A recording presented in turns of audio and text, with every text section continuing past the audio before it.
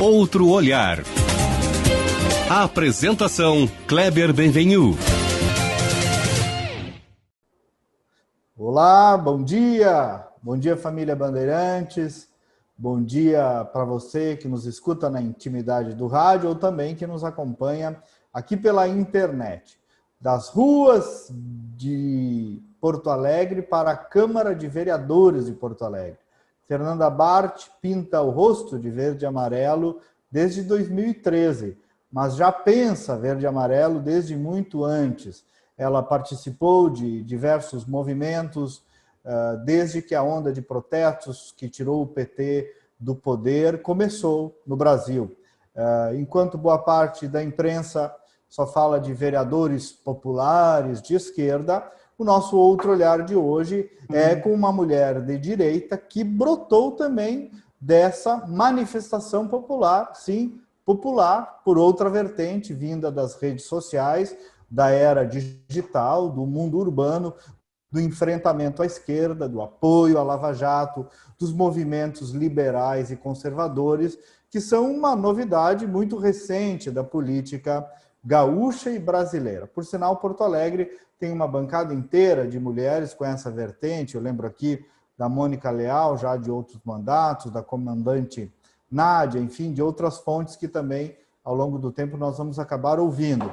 Mas a Fernanda Bart foi eleita agora, saiu dos caminhões de som para a Câmara, vai enfrentar adversários ideológicos muito claros, inclusive, e também vai ter que produzir soluções para Porto Alegre, ajudando o governo Melo a melhorar a cidade. Eu sou o jornalista Kleber Benvenu e nos próximos 30 minutos eu converso então com a vereadora de Porto Alegre, Fernanda Bart, do PRTB, eleita com quase 5 mil votos, é também minha colega jornalista e mestre em ciência política. Tudo bem, Fernanda? Bom dia e obrigado por estar aqui conosco. Bom dia, muito obrigada pelo convite. Tenho grande admiração pelo trabalho que tu faz já há tantos anos na área da comunicação e cabe aqui destacar uma comunicação muito verdadeira, muito objetiva, muito factual, né? Que tanto faz falta na nossa imprensa hoje em dia.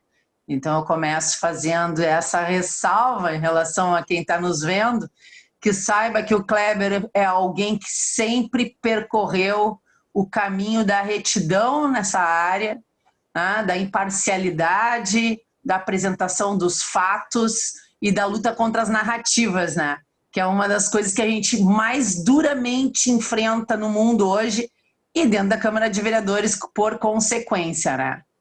É verdade, Fernanda. Obrigado pelas suas palavras. Fernanda, eu queria entender um pouquinho, mais do que a tua jornada política, um pouco da tua jornada intelectual, para depois nós entrarmos em assuntos mais concretos, assim, como começou esse... Primeiro, como tu te define do ponto de vista ideológico, intelectual, político, digamos assim, e segundo, de onde brotou essa jornada, de onde brotou essa instigação, tu que és jovem e vem de uma geração majoritariamente de esquerda, pelo menos até aí os anos 2000. Como foi a tua jornada intelectual para descobrir as ideias liberais, conservadoras? De onde brotou essa tua formação? É um caminho bem peculiar, porque eu era uma ativista da área cultural, me formei em jornalismo quando meu sonho, na verdade, era fazer documentários para o Globo Repórter, a gente está falando de mais de 30 anos atrás. E entrei numa faculdade majoritariamente de esquerda, com professores de esquerda, mas eu confesso que naquela época eu não tinha essa percepção, né, porque era completamente homogênea a questão, não havia outras apresentações. Só para pegar essa deixinha, Olavo de Carvalho fala uma coisa sobre isso, que é como um peixe dentro do aquário, né? Ele está envolto de água, que ele acha que o mundo todo é feito de água. Exato. É um pouco esse processo que a gente vive, né? Exato, exato. E tive colegas como o Diego Casagrande e outras pessoas muito ligadas à comunicação que também estavam ali imersas naquele caldo cultural que nos era apresentado, que era uma coisa totalmente única, né? Um pensamento único, não havia nada diferente daquilo. E eu não era questionadora deste ponto de vista político naquela época, né? E foi uma coisa muito engraçada, porque meu caminho começou com o cinema, com o Super 8, com curta-metragem, e aí daí me levou para trabalhar em cinema com diretores que trabalhavam em campanhas políticas, como o Beto Souza, o João Guilherme, o Carlos Kober, que inclusive foi professor lá na FAMEX, e através do contato com eles nas campanhas eu passei a me interessar por política. Olha que coisa mais maluca. E aí eu me lembro que quando acabou a campanha do Rigoto, eu fiz o primeiro turno, fiz a campanha do Brito, eu trabalhava como assistente de direção, escrevia, roteirizava, minha área era muito de criação. E aí o segundo turno eu fiz a campanha do Rigoto. Quando acabou a campanha, eu disse, vou fazer um mestrado em ciência política. E procurei, estava aberta a inscrição na URGS, tinha um mês para estudar, eram 30 livros na bibliografia, tá? Eu os li todos. Eu me lembro que o último eu terminei de ler no corredor da URGS, lá na agronomia, minutos antes de começar a prova. Passei, fui das 10 pessoas selecionadas para o mestrado em ciência política, a única que não era da URGS, a única que não era da área, e enfrentei ali foi o meu contato primordial com a doutrinação política da forma mais absurda e específica que pode haver, né? Ali eu vi que se programava, se planejava, se estruturava uma militância coesa, política, dentro das escolas, dentro das universidades e, de certa forma, que não corressem o menor risco de sair dali, de dentro daquela sala, nenhum aluno que pensasse diferente. Naquela época, e nós estamos falando de 2003, já havia professores que só davam identidade de gênero, já haviam professores que só davam política identitária, havia um professor que só dava orçamento participativo. Todo o direcionamento era para a construção de personalidades políticas, de cidadania ativa, como eles chamavam, mas que, na verdade, é a política identitária que a gente conhece hoje. É narrativa, né? Sempre tem esses nomes. E narrativa, né? Exato, exato. E eu consegui fazer uma dissertação de mestrado sobre a construção do discurso antipetista em Porto Alegre, numa análise que eu fiz da campanha para a prefeitura do Onyx Lorenzoni, que eu escrevi toda a campanha dele para prefeito. Ele chegou a quase empatar com o Fogaça. Foi uma campanha de direita, já naquela época, muito bem preparada. E foi incrível, assim, porque ali a gente viu que triunfou o discurso do para vencer o Raul só tem um, né? Fica o que tá bom, muda o que não tá, uma campanha emblemática que todo mundo que trabalha com política conhece, todo mundo que trabalha com jornalismo conhece. E ali a gente viu 16 anos de desgaste do PT e eu fiz uma análise minuciosa do discurso que estava na boca do PT e na boca da oposição que tentava tirá-los do poder. Que era aquela coisa de que só eles eram os bons, só eles sabiam o que era bom para a cidade, quem não era do Clube Vermelho não prestava, né? De todo aquele discurso que eles construíram, heterogêneo, aliás, homogêneo e completamente hegemônico, né? De dominação de Porto Alegre. Então, análise disso, eu não sei como é que eu consegui apresentar essa dissertação de mestrado na ciência política da URGS. Passei, tive uma banca onde a pessoa mais de direita da minha banca era o Juliano Corbellini, que foi convidado. Juliano Corbellini, marqueteiro da Manuela Dávila, marqueteiro do Flávio Dino. Né? Mês passado nós entrevistamos ele aqui. Mas naquela época era quem trabalhava nas campanhas em geral. Tanto é que ele trabalhou na campanha do Rigoto, fez a campanha do Brito, fez a campanha do Fogaça. É um cara metodologicamente justo, equilibrado, né? Junto com o Fábio Bernardi, eles praticamente dominavam o campo da centro para a direita em todas as campanhas políticas de Porto Alegre, né? Então eu tive muito contato com eles através disso. E fui cada vez mais me interessando pela área política. Aí saindo da área meramente profissional e financeira e cada vez me aprofundando mais na questão ideológica, né? Conceitual. No início eu só trabalhava com coordenação de comunicação, trabalhei para vários partidos, prestei consultoria, prestei assessoria, trabalhei em governos, trabalhei na Câmara de Deputados, trabalhei na coordenação de equipes de comunicação, de secretários de Estado, e aí uma hora eu me dei conta de que eu precisava de algo mais, e foi quando eu assessorei o vice-governador Paulo Feijó. Foram 4 anos com o que ele chamava de bunker da resistência dentro do governo Ieda, mas que onde eu tirei o meu maior aprendizado foi contato violento que eu tive com o liberalismo econômico naquele momento. Eu tive um mestre que se chama Alfredo Peringer, né?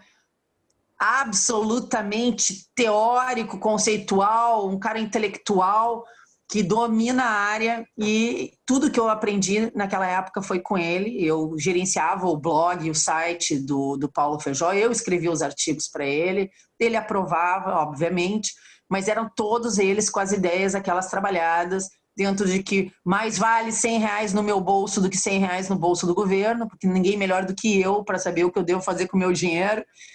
E tantos outros discursos, menos impostos, mais empregos, por que nós precisamos reduzir o tamanho do Estado. Então, meu primeiro contato foi liberalismo econômico. E aí, na eclosão das manifestações de 2013, tu já estava posicionada, tu já não foi a partir daí que tu formou as tuas convicções. Liberal de direita, né? A minha migração, depois disso, foi em direção ao conservadorismo, que eu passei a estudar, me inscrevi no Instituto Burke, comprei um monte de livros, li-os, né? Não comprei só para botar na prateleira. Tomei contato com o Kirk, com o Burke, com tantos pensadores, com o Roger Scruton, e vou dizer para vocês, foi uma iluminação, tá? Foi um contato profundo, e ali eu vi que só o liberalismo econômico não resolve coisa nenhuma. Ele é muito, muito importante. Hoje eu me considero uma liberal conservadora. Tem gente que acha, mas isso não pode, esse termo é um paradoxo. Não é. Eu sou liberal na economia, mas sei que se nós não lutarmos pela conservação de determinadas tradições, costumes e cultura, a economia só não será o suficiente para manter a nossa civilização, né? O resto vai tudo por água abaixo, porque nós enfrentamos uma violenta guerra cultural.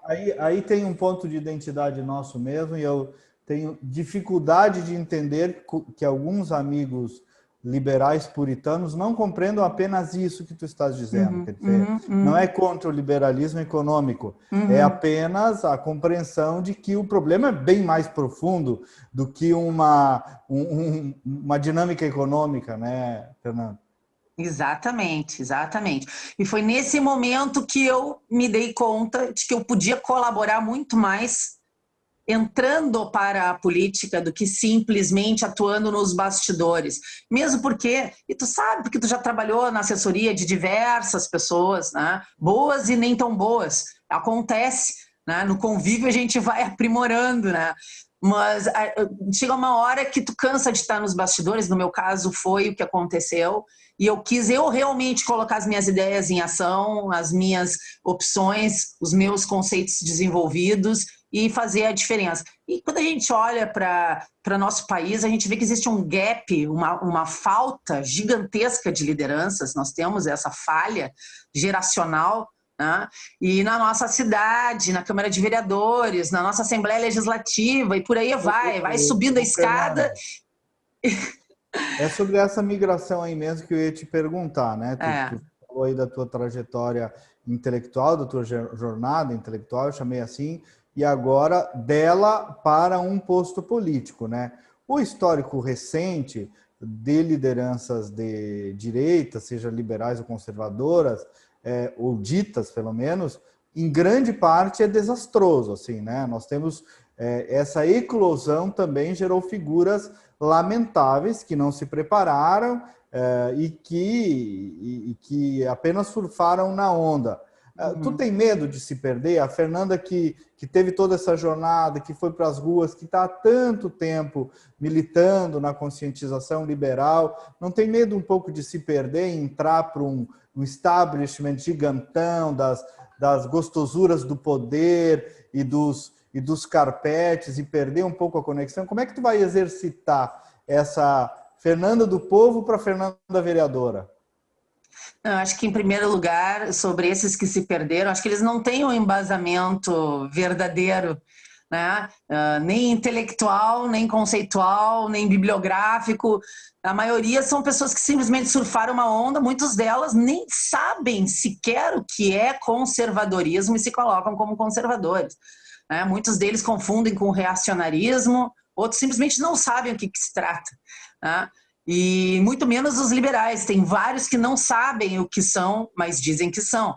Então é muito mais fácil tu pegar uma determinada personalidade que se elegeu surfando na onda e tu vê ela desintegrar, porque ela não tinha uma base forte, não tinha uma sustentação intelectual de nenhum tipo, só um oportunismo político, né? Aí eu já acho que eu já me diferencio completamente. Agora tu falasse uma coisa muito interessante, porque fevereiro agora era mês de recesso parlamentar. Eu mesmo não estando dentro da Câmara de Vereadores, por causa do recesso e por causa do home office ainda, determinação dos decretos, eu não parei de trabalhar. A minha equipe esteve presente, tivemos reuniões, protocolamos projetos, criamos uma frente parlamentar, tem a segunda em andamento, assumi a presidência da Comissão de Educação, Cultura, Esporte e Lazer, que vai ser uma comissão que vai bombar esse ano, vai trabalhar horrores, tá? Então a gente está muito alinhado, muito afinado, estou com uma equipe técnica maravilhosa, né? Eu brinco que eu roubei algumas pessoas-chave do Ricardo Gomes, estou com o ex-chefe de gabinete dele, que também foi chefe de gabinete do Marcel, que é o Alexandre Prates. Chamei o João Pedro, do Instituto Atlantis, para ser meu assessor na área econômica e tributária. Estou com uma equipe assim, ó, muito boa. Chamei uma menina que trabalhava na Assembleia Legislativa, que eu conheço há anos, super competente na área do jornalismo, a Bruna Bueno, mas ela já me foi roubada pela casa, então já preciso chamar um outro jornalista. Tu sabe que eu estou buscando, né? Infelizmente, muitas pessoas acham que a remuneração na Câmara de Vereadores é altíssima, mas não é, né? A gente tem os cargos técnicos ali. Os cargos não têm uma remuneração que pessoas que estão no meio, são bons profissionais, sintam-se tentadas a abrir mão do que construíram para um regime de 8 horas, com dedicação exclusiva, para receber R$ 2.100 líquido, que é o salário da maior parte dos cargos disponíveis. Fernanda, né? Agora vem um desafio aí mesmo, que também uma parte dessa nova direita, vamos dizer assim, teve, que é de mostrar resultado, né? A partir do momento que tu está no cargo executivo legislativo, tem que ir para além da lacração das redes sociais, que muitos acabaram resumindo sua trajetória nisso, né? Então, estou vendo aí que tu te preparou para atuar verdadeiramente como vereadora. E Porto Alegre está precisando, né, Fernanda, de atuação, de uma nova visão. Eu fiz ontem, mais dias, na Band, um comentário sobre isso. Porto Alegre precisa até de carinho, né? Mais carinho, sem falar de criatividade, né? Tu está preparado para ajudar a cuidar da cidade também? Porto Alegre precisa de inovação, tecnologia, modernidade, né? Não pode mais andar para trás. Eu gravei um programa essa semana ali, o Contraponto, na Guaíba, e eu destaquei o seguinte fato: nós não podemos mais fechar um posto de trabalho, nós não podemos mais falir uma empresa, nós não podemos mais ser a cidade do vende-se ou aluga-se. Tá? Nós temos que ser uma cidade que ela faça inclusão, sim, inclusão. É uma palavra que foi apropriada pela esquerda, mas que nós temos que fazer a inclusão pelo esporte, pela educação de qualidade, né? Que tenha vagas e oportunidades, mas não necessariamente seja estatal. Isso nós vamos debater dentro da Comissão de Educação, a questão das vagas em creche privadas, compras de vagas privadas, os charter schools, as escolas conveniadas, as escolas comunitárias, a questão do ensino ciclado, né? Que já está caindo de maduro, um debate de análise sobre os verdadeiros efeitos de não reprovar alunos até a 3ª série, né? O impacto disso na nossa cognição dos nossos jovens, na alfabetização dos jovens. Isso só para falar em relação à parte da educação. Tem toda a parte do liberalismo econômico. Tem falado da educação domiciliar também, né? Uma pauta que tu Sim, eu protocolei o projeto de regulamentação do homeschooling para dar segurança jurídica para as famílias que são muitas vezes perseguidas pelo Conselho Tutelar ou pelo Ministério Público, né? E elas têm o direito assegurado na Constituição Federal em optar por ensino domiciliar. E hoje a gente tem uma rede de apoio ao ensino domiciliar, ao homeschooling, com diversos profissionais que não podem mais ser marginalizados, eles têm que ser valorizados como educadores. Então está tudo isso incluído dentro do projeto, e foi engraçado que eu protocolei ele no primeiro dia útil, 1º de fevereiro, e aí 2 dias depois eu fui procurada pelo vereador Sosmar e ele disse, eu protocolei o projeto igual, 2 dias depois de ti, então eu convidei ele para entrar como coautor, acho justo, né? Nós temos essas pautas afins, né? Então eu não tenho nenhum tipo de problema, eu não sou política profissional, nem pretendo ser, então eu não tenho essas vaidades, esses egos de meu projeto, teu projeto. Acho que a gente tem que somar dentro da Câmara de Vereadores, a gente tem uma luta muito grande pela frente, é o ano da reforma da Previdência, temos que debater a modernização do plano diretor da cidade, precisamos de inovação e tecnologia em todas as áreas, precisamos de saneamento básico, universalização dele, e para isso precisamos de investimento privado. Nós hoje temos uma lei orgânica no município, um inciso que proíbe investimento privado em saneamento, que é um absurdo, tem que ser mexido. Nós temos a questão da drenagem de Porto Alegre, que ainda alaga, né? Então, temos que solucionar esses problemas, né? A extrema esquerda constituiu um bloco muito posicionado dessa vez na Câmara de Vereadores de Porto Alegre, e imagino que vai participar de todos esses debates que o prefeito Melo está propondo, como esse que tu está trazendo, e na tua comissão de Educação e Cultura, imagino que enormemente também vai haver aí um debate que tem que ser prático sobre a vida da cidade, mas que tem, inevitavelmente, também um fundo ideológico muito claro, né?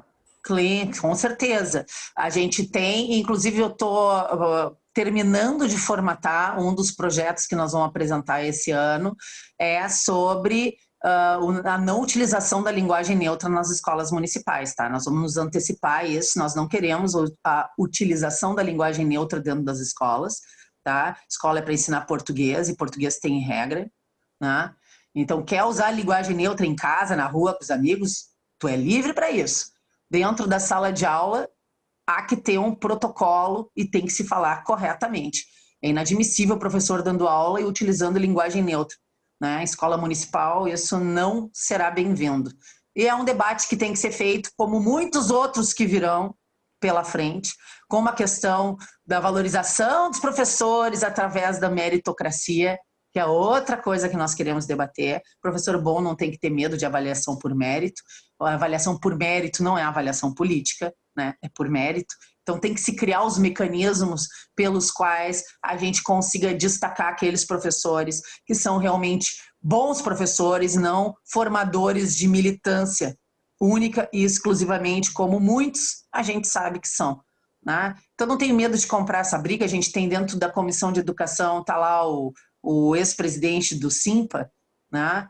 Então nós vamos ter um grande debate sobre isso lá dentro, não tenho dúvida, mas a gente está do lado certo do debate. Eu tenho certeza que com argumentos sólidos a gente não tem como perder esse debate, né? E a questão de trazer argumentos sólidos, números, dados, estatísticas, são coisas tão importantes para um debate correto. Isso desmancha narrativas, Kleber. É verdade. Fernanda, e os desafios do país, hein? Como é que tu está enxergando, assim, de maneira geral, só para ver uma apreciação tua sobre isso, o momento em que o país está vivendo e esse embate também envolvendo o governo Bolsonaro, oposição, centrão, enfim. Queria te ouvir sobre o estágio atual da luta política no país. É cada vez mais difícil a gente pensar isolada e segmentadamente, né? Eu vejo que muito que acontece no Brasil é um reflexo do que está acontecendo no mundo, é um reflexo internacional. A gente vê um movimento das forças ideológicas, das forças do grande capitalismo, dos metacapitalistas, das big techs. A gente vê esse posicionamento para uma concentração de poder cada vez maior e, por conseguinte, pela destruição de qualquer tipo de liderança ou oposição que venha a, sim, surgir contra um determinado sentido e rumo das coisas que parece que querem tomar, né? Eu sou liberal nesse sentido, sou contra a concentração de poder, né? Eu gosto da globalização, mas eu detesto o globalismo. Eu acho que a globalização é troca de cultura, é aprendizado, e eu acho que concentração de poder, que é o globalismo, ele não gosta de regionalismo, ele não gosta de tradição, ele não gosta de cultura regional, e ele busca destruir isso de todas as formas. E quando tu tem líderes que personificam esse tipo de coisa, eles viram alvo preferencial. No caso do Brasil, nós temos aí um governo que tinha tudo para dar certo, que tem feito muitas coisas em várias áreas, mas que não fez mais porque teve uma Câmara de Deputados, um Senado e um Supremo Tribunal Federal como inimigos declarados, na sua grande maioria desde o início, impedindo grandes reformas de serem feitas, impedindo decisões que mudariam a história do nosso país para melhor de serem feitas.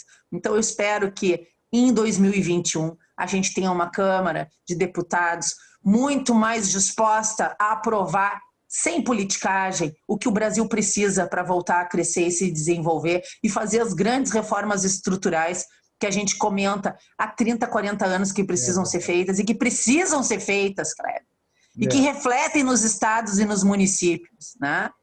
A gente precisa fazer isso, a gente precisa tratar dessa reforma, a gente precisa tratar da reforma política também, desconcentrar o poder, né? Mudar várias questões em relação ao voto. Eu sou favorável ao voto distrital misto. Acho que caiu de maduro isso, né? Só que a gente sabe que tem pessoas que não têm o menor interesse em tratar de determinados temas, e eu só acredito que o Brasil realmente vai conseguir mudar de 2022 para frente se nós conseguirmos fazer uma verdadeira renovação política no nosso Congresso, coisa que não aconteceu. Nós até achamos que era uma renovação, mas foi só uma troca de nomes com as mesmas práticas. E essa renovação, Fernanda, também não pode ser só na política, né? Eu vejo as faculdades de comunicação ainda tomadas, a pedagogia ainda tomada, as redações em grande medida, não completamente, né? Mas são resultado do que produzem as faculdades de comunicação, a academia toda ainda é muito tomada, movimentos de base da Igreja Católica tomados ainda por só um viés, né? Então é uma luta grande. Querida, te despede aí das pessoas, dá tuas perspectivas para 2022. Estou vendo o Melo bem assertivo, não sei se tu concorda com isso, né? Tá bem posicionado. E a tua mensagem final aí? Então, deixa aqui aberto o gabinete 225 na Câmara de Vereadores, de portas abertas para todos vocês. Vocês podem acompanhar meu trabalho no meu site, fernandabart.com.br, no próprio site da Câmara de Vereadores, está ali todas as proposições, os indicativos, os pedidos de informação que eu já protocolei. Convido a participar virtualmente, por enquanto, infelizmente, da frente parlamentar, assista aos nossos debates. É importante viver e participar da política, porque é o que eu sempre digo. A esquerda, a militância de esquerda não deixa de votar, não deixa de participar e não deixa de se manifestar. E a direita está recém engatinhando, aprendendo isso. Então nós precisamos criar massa crítica, trazer mais gente para o nosso lado e que as pessoas entendam a importância do debate que nós temos feito e como a opção delas de estarem conosco reflete muito mais no nosso trabalho. Legal.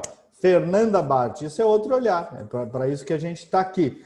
O programa é produzido pelo futuro jornalista João Vargas, sob a coordenação da Critério, resultado em opinião pública. Nós voltamos no próximo sábado. Bom dia, bom final de semana e até lá. Parabéns pelo trabalho de vocês. Valeu, Fernanda. Obrigadão.